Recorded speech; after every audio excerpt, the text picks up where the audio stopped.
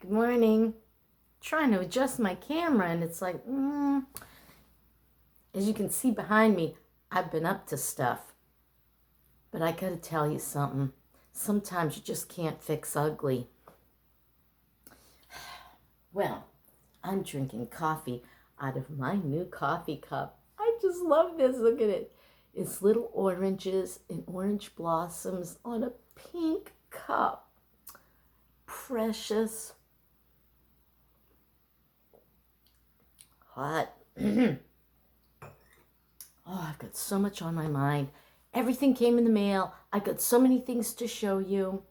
I went out on my better judgment on this very bad leg, and I purchased used mirrors.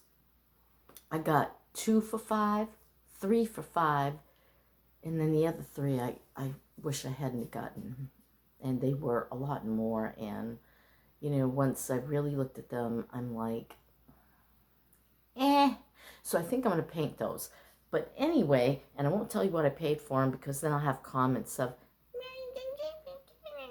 so let's not go there. So the gift that Bonnie gave me, plus my fake flowers came. I'm a little disappointed in the color, but I must say they have a great look. I'll let you have a quick look at them and tell me if you think they look fake from a distance, and then we'll go closer. Alrighty then. Can you see them? Yes. And what, pray tell, are they sitting in? Is that a cobalt blue pitcher with the little sailboat? The most unfortunate part is they're greatly discolored, and I could not find any that were not discolored. I think people put them in the dishwasher, and that's what happens to the paint. Now I have this bright idea on some, I'm going to try on one of the glasses to actually, so this is a set that Bonnie got me. It has the pitcher. Whoops, get off that. These are my flowers. And I think the leaves look pretty authentic, but you can tell that they're silk flowers. But I needed something for the corner. I wanted more of a fuchsia pink, and they said they were, but they're more of a red, don't you think? They almost look like a faded red. I don't know. So there is that. The other thing that, so that came with glasses. Some of the glasses are up top there on my cabinet. Can you see that? And let me show you. 10 glasses came with it. My little cabinets with little things on them. So, can you see anything? Well, it's darker than dark in this. Maybe if I turn around so that you get the light. See, the back of the camera has to have light. That's them. So what I'm thinking of doing is finding out if you can paint glass and if it'll hold. And I might go over the white. That, of course, will take away from the authenticness, but they're already, a little what I'd call wrecked. And so here is the table. I'm sorry, everything's a mess, but everything's a mess. This is the wall table. It's pine and extremely lightweight, which I'm greatly appreciative of. I had I need a level.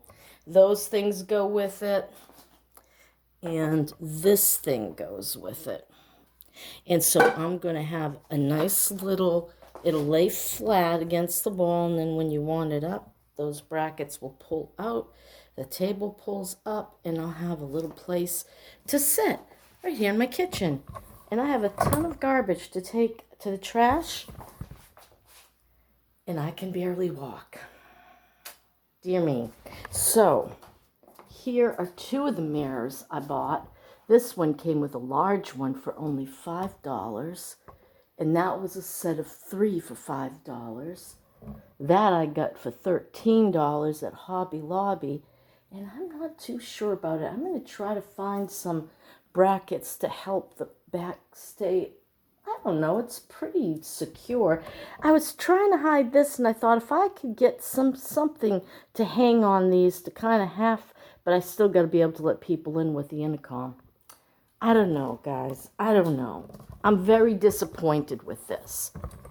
But, you know, what do you do? What do you do with a fire alarm? Yeah, that's what that is up there. Fire alarm. You got your 1980s intercom.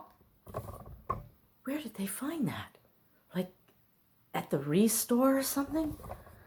And, yeah. So I'm waiting for my paintings, which are going to don this wall from my brother John. And I need a level so I can put one shelf under that mirror and another shelf under that mirror, and then I can start decorating with tchotchkes. And here, I think I'm going to hang a spider plant, but I'm afraid it'll be in the way of the mirror and the shelf. What should I do? It just seems a little blank after I know. I could put some little tchotchkes on this side too, but I'm going to have a shelf right there. And so I was thinking, should I just leave that blank? Or should I put a little plant in there? I could also put a little tree in there, and then it would be right underneath the shelf, but still you'd have your greenery. But then, what about my roses? I love the way my real roses look. Now, I gotta find some fake baby's breath. And there's my forlorn picture that I found for free. And my duster that I'll probably never put away.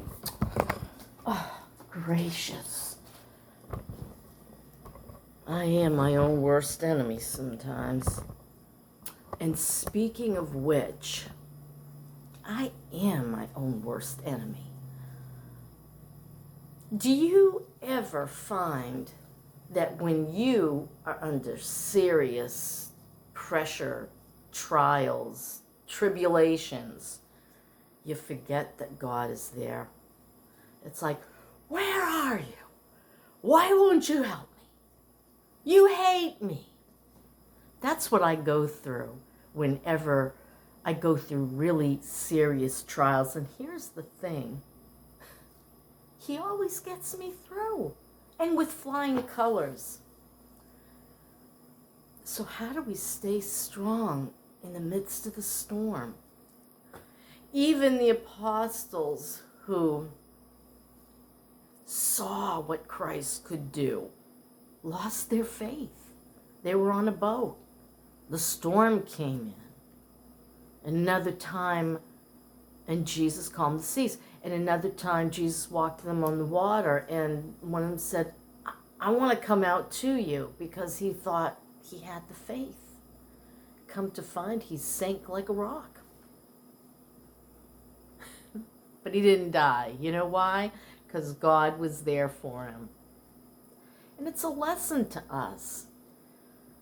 But I think the biggest lesson is we are so human, so flawed.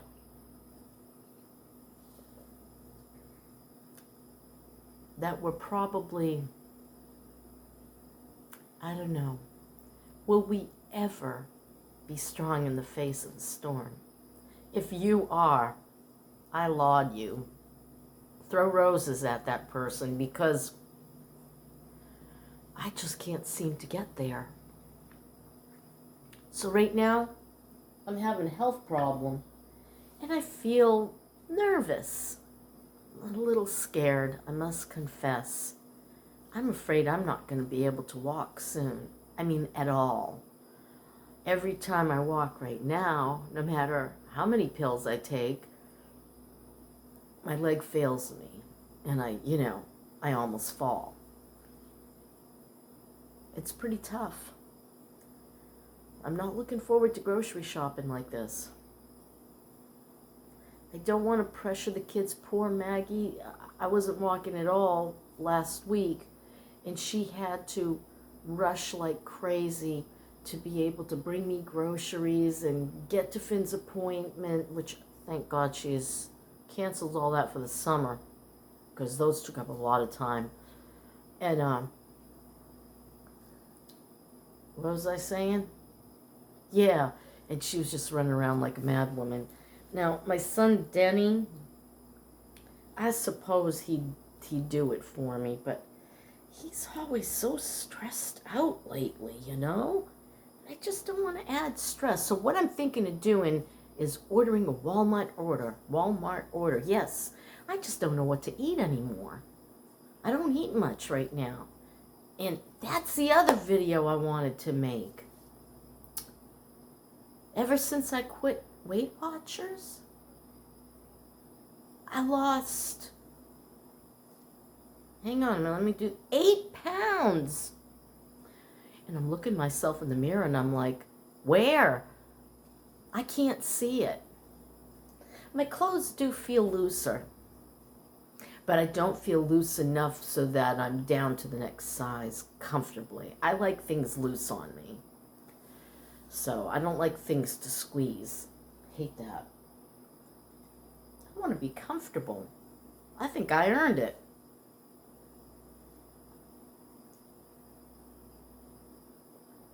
So now what do I talk about? Well, that's just it, I guess my point being is that we can trust God. Even when it looks like the entire hand is against us.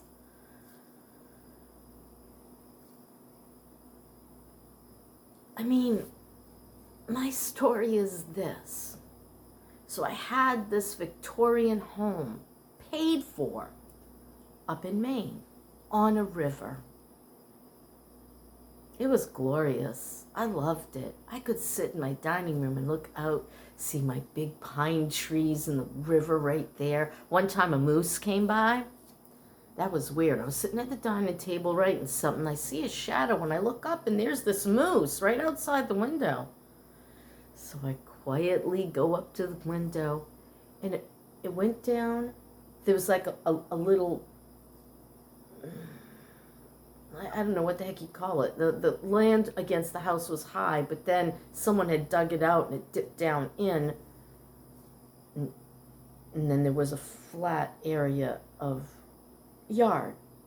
So the moose goes down the big steep hill and he just stands there and he's looking at the fence that cuts it off to the river, and he's looking at the river because I think that's where he's heading.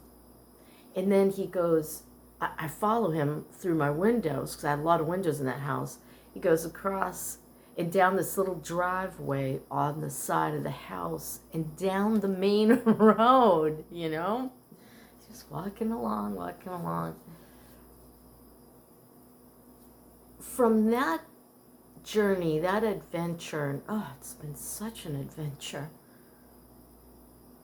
I would have to sell that house at a serious loss. Hate to think about it, but it is what it is, right? So, and you know, it was the first house I ever got it just the way I wanted. Why is it every time I get a house and I get it just the way I want it, I have to sell? Every time. Well, I haven't been that many times. 3. And the first one, I didn't get it the way I wanted it, but I sold it anyway. So, what did I want to say? Oh, I'm sorry. My mind is just gone. So, I had the house in Dover Foxcroft, right? And that was going to be my forever home. I'm staying here. We'll have it for the summers. Dennis can still work winters in Florida. We'll just rent a little place. Or I didn't see what was coming price-wise. That was 2014. 2016, Dennis is sick come January. I go get him in April and close up the little house. Well, it was actually the end of March. The lease was over, you know. And it wasn't even a lease. They were good to us, month to month. Nice guy from New York owned the house, and his parents lived next door. Bless their hearts. Both of them gone. I won't say cancer because I say that word too often. There is superstitious. Anyway, what was I saying? So yeah, so that was going to be my forever house. Not, but that house and the savings that Dennis had, he had accumulated some gold and silver and put it aside for the future, which came much too early. And so that money came in really handy. It set us up here in Florida. It kept us going for, 2018, 2019, about till 2020. Yeah. Dennis got his disability in June of 2019. But we were, living on what, $900 a month, $925 or something like that back then. And then, oh my, it's hard to think back on that. And then I invested in a business and that went belly up and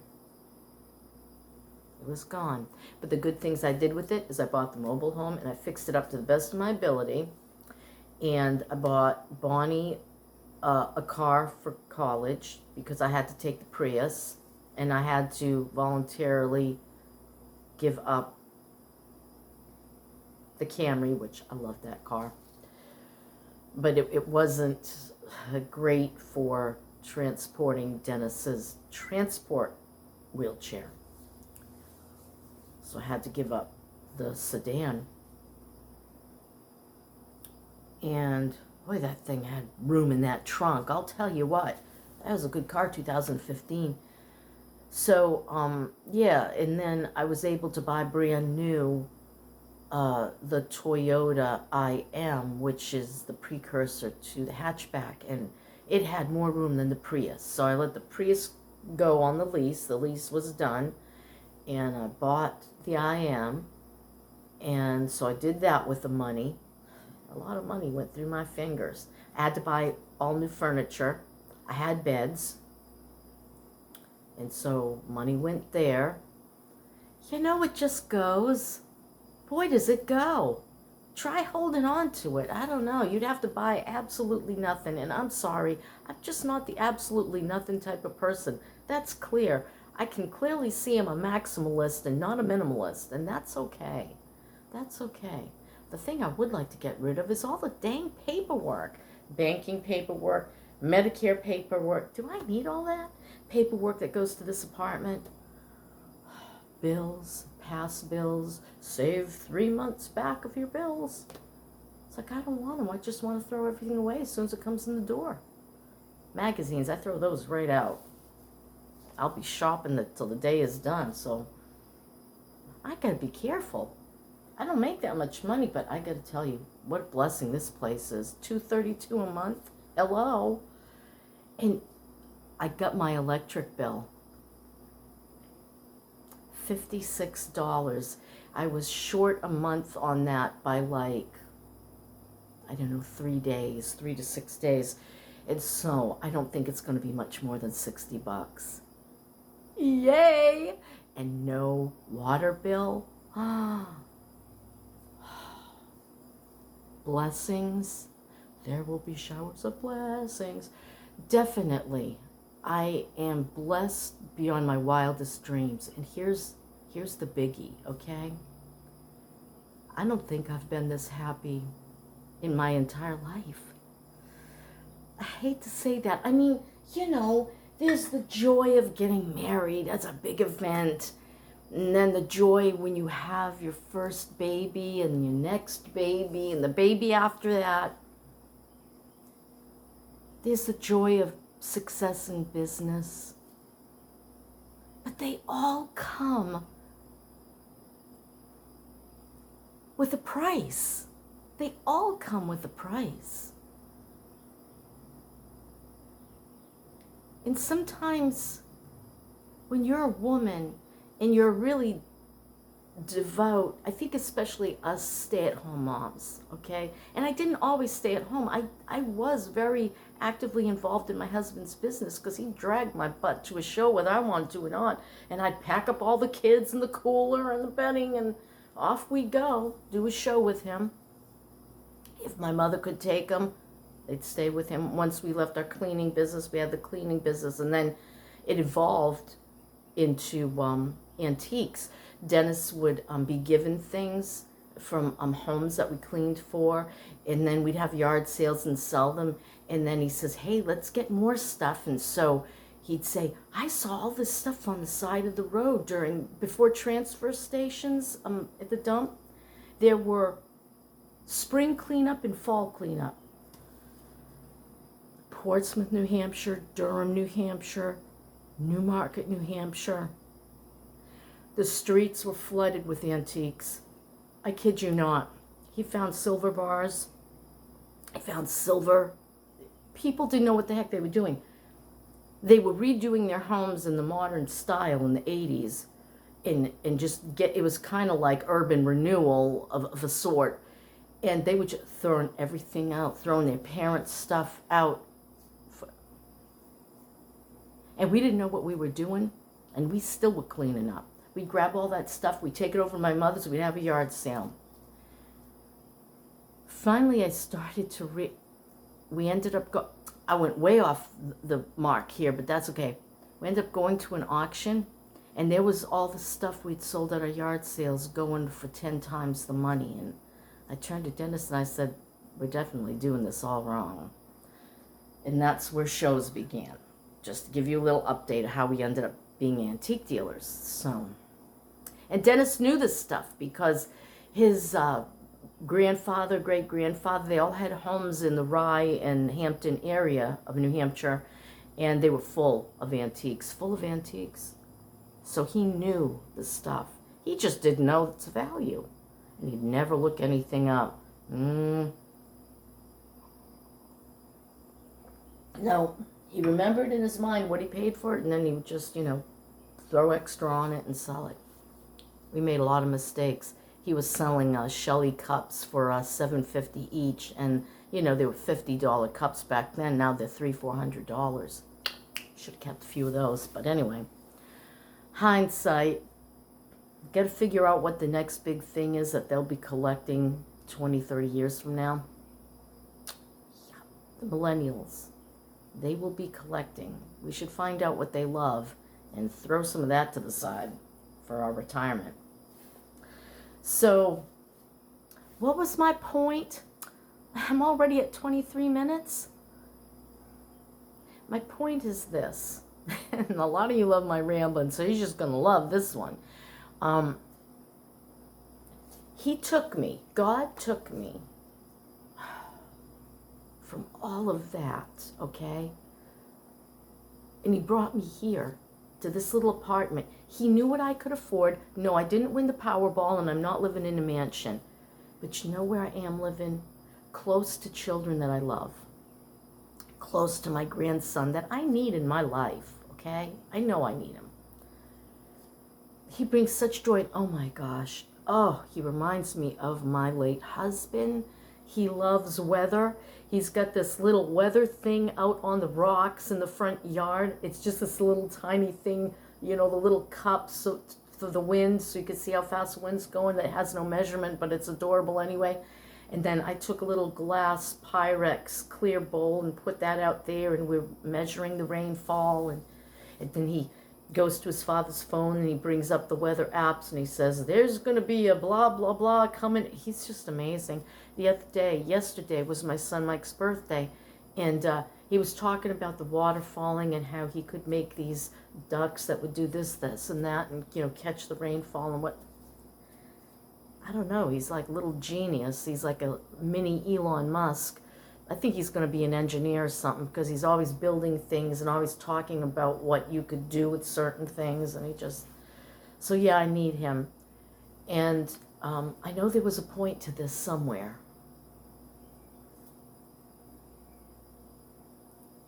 Have courage in the face of the storm. No, the outcome might not be what we wanted. I told God, I said, Lord, I don't care if I'm losing everything. Just make him well. We'll live in a freaking tent. I don't care. We'll recover eventually. Just please save him. That wasn't the plan. Dennis was destined to be with God, and I was destined to carry on. And he didn't abandon me. I felt abandoned. I was like, you hate me. I don't believe in you anymore. Now, you know, that's ridiculous because under my breath I was praying all day long. If you're there, blah, blah, blah. I know you're not there, but blah, blah, blah. If anybody's there, blah, blah, blah. That's me through and through. And despite myself, despite all of it, I'm the happiest I've ever been. Yep. This little place brings me such joy in the winter of my life, you know. Maybe it's the autumn, I'm not sure. I just know that with all the health problems I have and now having a really hard time walking, I'm thinking of looking for a scooter. It's getting that bad.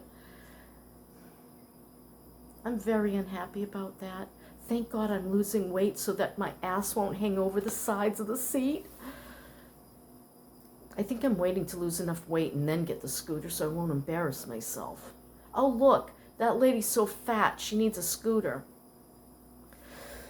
Well, but I'm going to have faith on this one. You know, I could get that operation, but quite frankly, with my fibromyalgia, with my degenerative disc disease, I don't have a lot of faith in the outcome. I'm a little nervous about the outcome. And then I got that, you know, slipped disc in my back, and I do need to make an appointment. I'm on Medicare now. June 1st came and went, and here I am, not making any appointments. I don't want them to mess with me anymore, but I really need some MRIs, so I think on Monday I'm gonna give the Tampa doctor a call and ask for some new MRIs because it's been a couple of years, and I definitely feel worse. Yup. Well, that's my story, and I'm sticking to it. I'm going to have faith that God has this, and I just have to accept what is, what will be. And it isn't easy. But you know, some of my viewers, they say things like, I'm afraid I'm going to be homeless. Please trust God. Please pray. Even if you feel like he's abandoned you, say, I feel like you've abandoned me, but I'm still going to pray.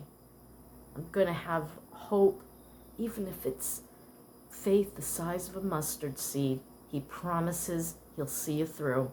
And I just want you to know, I'm witness to that. Yes, he saw me through. No, I don't have, you know, the money we started with. I don't even have 10% of that. Well, no, maybe 5%, you know, overall. But he was there for me. God was there. I didn't see it, but I did in the back of my mind have the smallest fraction of hope that he was there, and he was. And he's brought me to this beautiful little place, and I'm having fun decorating it, and I'm having fun just sitting here looking at it. Once I decorate it, I'm like, this is great. Have some coffee. That's my story, and I'm sticking to it. I love you all. Thanks for watching. Bye.